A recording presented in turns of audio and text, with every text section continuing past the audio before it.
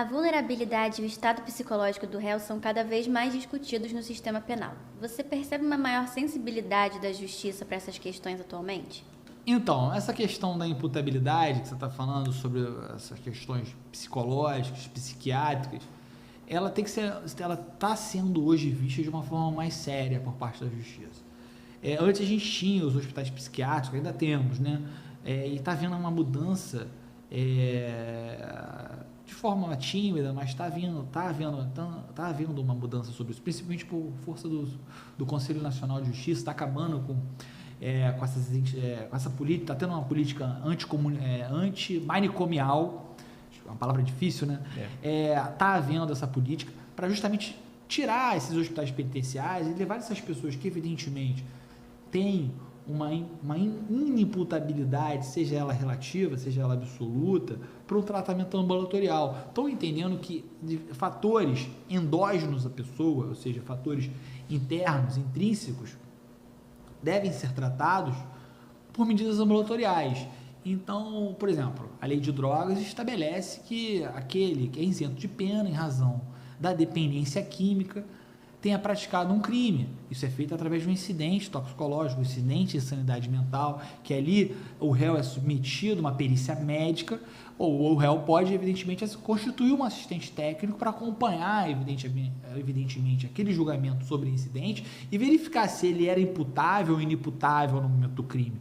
Porque isso é muito sério, porque dependendo da patologia psiquiátrica que o réu tenha, a consciência e a voluntariedade, que são elementos do dolo para a prática do crime, está viciada.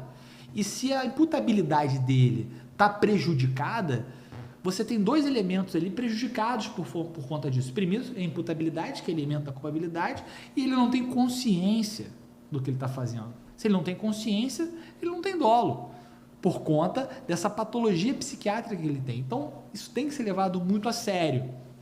Só que no Brasil,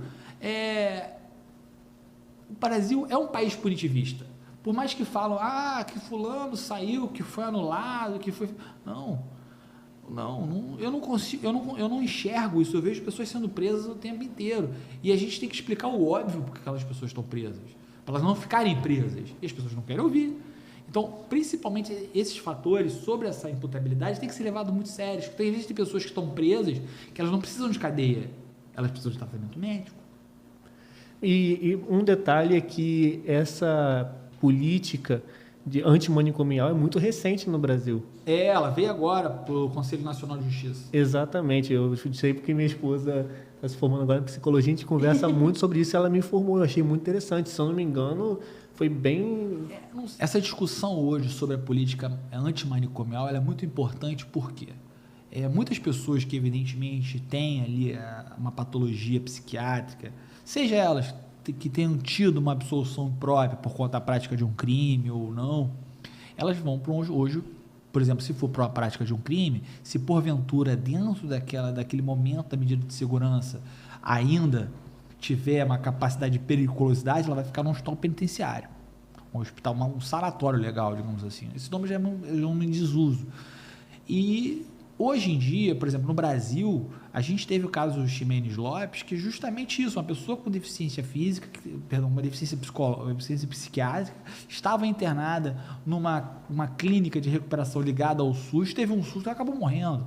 Então, por fato de justamente elas não estarem dentro do gozo das suas faculdades mentais, as pessoas às vezes não levam a sério o que elas falam. Então, abusos podem acontecer.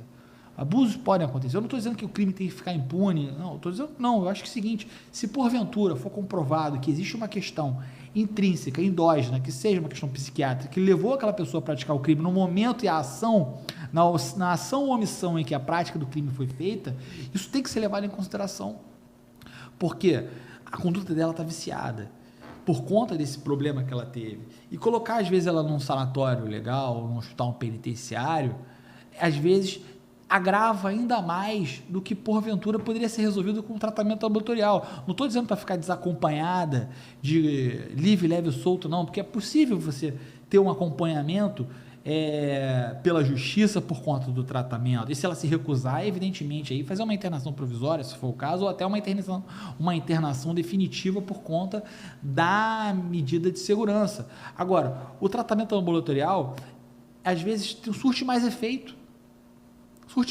porque ela está longe daquele problema, ela não está longe da família, ela não está sobre pressões dentro de um hospital, ela está recebendo o apoio da família e, de repente, isso funciona até para evitar crises que possam fazer ela se delinquir novamente.